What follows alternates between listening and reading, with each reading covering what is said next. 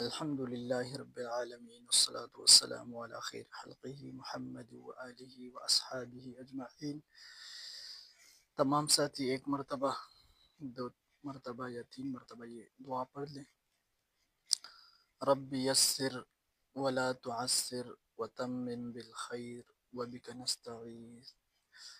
رب یسر لنا هذا العلم ولا تعسره وتممه بالخیر وبک نستعین۔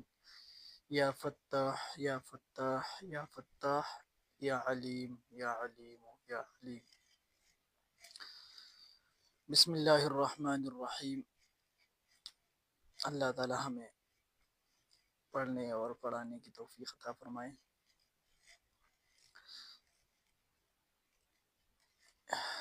یہ میں ایک کاپی سی پڑھا رہا ہوں، بہت بہترین انداز میں لکھی گئی ہے، ٹھیک ہے۔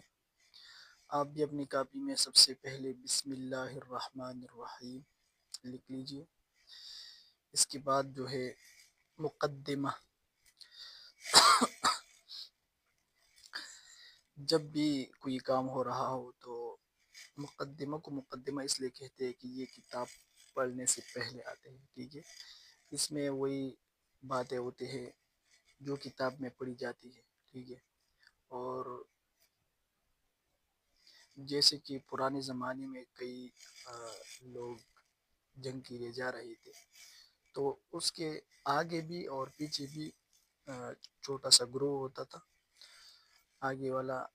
تو ان آگے والوں کو کیا کہتے ہیں؟ مقدمہ، مقدمۃ الجیش۔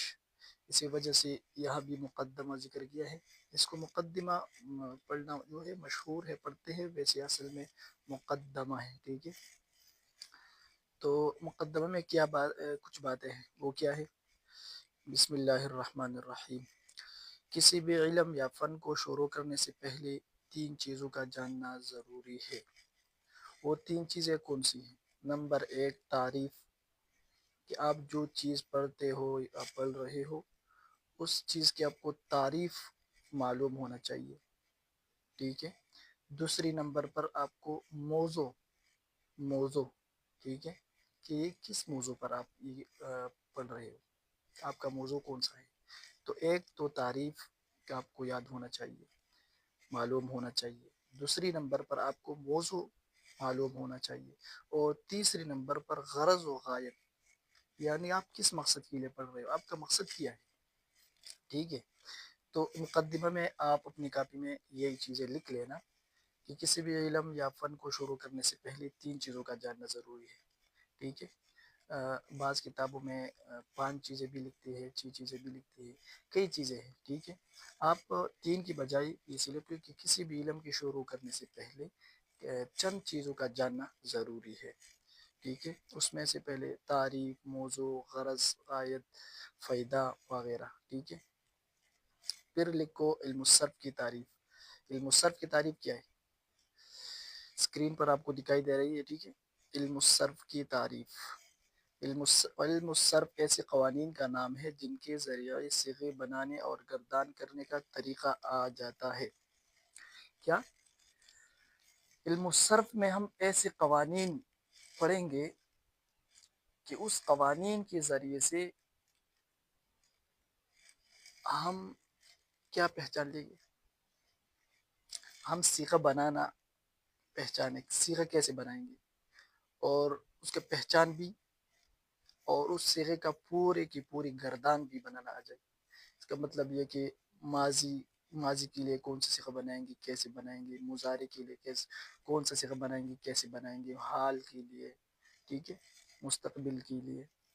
تو یہ چیزیں جو ہے یہ ہم کیسے پہچانیں گے؟ تو اس میں یہ علم الصرف کا جو تعریف ہے اس میں یہی بتاتا ہے ایک اچھے انداز میں کہ علم الصرف ایسے قوانین کا نام ہے جن کے ذریعے صیغے بنانے اور گردان کرنے کا طریقہ آ جاتا ہے، یا طریقہ معلوم ہو جاتا ہے، یا سمجھ آ جاتا ہے، ٹھیک ہے۔ یہ ہو گیا علم الصرف کی تعریف۔ اس کو اپنی کاپی میں لکھ لے، جو ساتھی لکھ سکتے ہیں لکھ لے، جو نہیں لکھ سکتے ہیں وہ اس ویڈیو سے یاد کر لے، اس ویڈیو کو دیکھ کے اس تعریف کو یاد کر لے، ٹھیک ہے۔ اس کے بعد جو ہے علم الصرف کا موضوع۔ اس علم الصرف کا موضوع کیا ہے آپ دیکھیں. علم الصرف کا موضوع کلمہ ہے. کیا ہے؟ علم الصرف کا موضوع کلمہ ہے صیغہ کی حیثیت سے. ٹھیک ہے، نحو میں ہم پڑھیں گے کہ علم النحو کا موضوع کلمہ اور کلام ہے. اور وہاں پر جو ہے اعراب کے اعتبار سے ہوتے ہیں، یہاں پر صیغے کے اعتبار سے ہوتے ہیں. علم الصرف کا موضوع کلمہ ہے صیغہ کی حیثیت سے، اعتبار سے. ٹھیک ہے. اس کے بعد پھر ہے کہ علم الصرف کی غرض و غایت. تو آپ یہ بھی یاد کر لیں علم الصرف کے غرض و غایت کیا ہے، ہم کیوں پڑھتے ہیں، ہمارا مقصد کیا ہے. ذہن کو لفظی غلطی سے بچانا صیغہ کی حیثیت سے. نحو میں ہے کہ ذہن کو لفظی غلطی سے بچانا کس کے لحاظ سے، اعراب، کیونکہ نحو جو ہے اعراب سے بات کرتے ہیں اور صرف جو ہے یہ صیغہ سے بات کرتے ہیں. تو ذہن کو لفظی غلطی سے بچانا، کون سی غلطی سے، صیانت الذہن عن الخطأ اللفظی. وہ یہ جو میں نے پڑھا یہ نحو کی ہے، صیانت الذہن عن خطأ صیغہ. ٹھیک ہے، صیغے کی بات سے. یہاں پر پھر ایک سوال وارد ہوتے ہیں، علم الصرف کو صرف کیوں کہتے ہیں.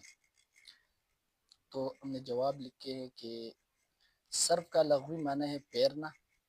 اس میں صیغوں اور گردانوں کو پیرا جاتا ہے، مطلب الٹا پلٹا کر دیا جاتا ہے، آگے پیچھے لفظوں کو توڑ مڑوڑ کر دیا جاتا ہے، اس لیے پیرنا کہتے ہیں. ٹھیک ہے.